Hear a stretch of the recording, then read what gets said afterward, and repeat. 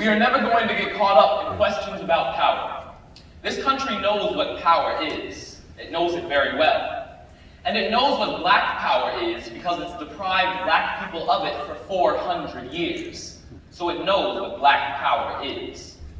But the question of, why do white people in this country associate black power with violence? And the reason is because of their own inability to deal with blackness. If we had said, Negro power, nobody would get scared. Everybody would be for that. Or if we had said, power for colored people, everybody would support it. But it is the word black, it is the word black that bothers people in this country.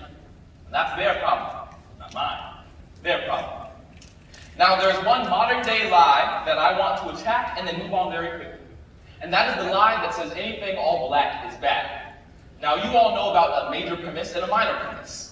So people have been telling me anything all black is bad. Let's make that our major premise. The minor premise, I am all black. Therefore, I will not be put into that trick bag. I am all black and I'm all good. Anything all black is not necessarily bad. Anything all black is only bad when you use force to keep the whites out. Now that's what white people have done in this country, and they're projecting their same fears on guilt on us, and we won't have it. Let them handle their own fears and their own guilt. Let them find their own psychologists. We refuse to be the therapy for white society any longer. We have gone stark raving mad trying to do it. So, the question stands as to what we are willing to do, how we are willing to say no, to withdraw from that system and start to begin within our community, to build new institutions that will speak to our needs. In Lowndes County, we developed something called the Lowndes County Freedom Organization. It is a political party. The Alabama law states that if you have a party, you must have an emblem. We chose for our emblem a black panther, a beautiful black animal which symbolizes the strength and dignity of black people. An animal that never strikes back until he's back so far to the wall he has nothing to do but spring out. Yeah, and when he springs, he does not stop. Now, there's a party in Alabama called the Alabama Democratic Party. It is all white.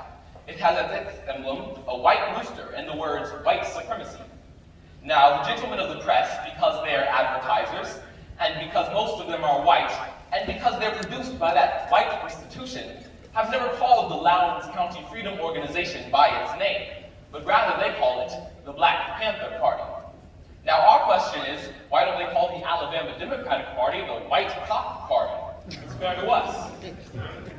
If we were to be real and to be honest, we would have to admit that most people in this country see things as black and white. We have to do that, all of us do.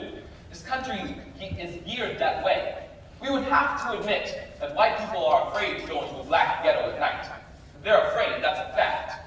If they're afraid because they'd be beat up, lynched, looted, cut up, etc., etc. Now there's black people inside the ghetto every day, incidentally, and they're afraid of that. So, you get you a man to do it for you, a policeman. And then you figure his mentality when he's afraid of black people. The second a black man jumps, that white man is going to shoot him. So police brutality is going to exist on that level because of that white man's incapability to see black people come together and to live in these conditions. This country is too hypocritical and that we cannot adjust ourselves to its hypocrisy.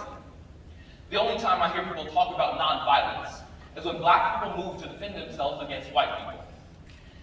Black people cut themselves every night in the ghetto. Don't nobody talk about nonviolence. Lyndon Baines Johnson is busy bombing the hell out of Vietnam. Don't nobody talk about nonviolence. White people beat up black people every day. Don't nobody talk about nonviolence.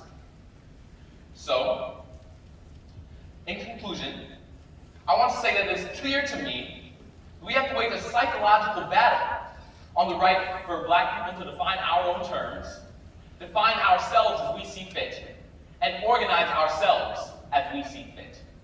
Thank you.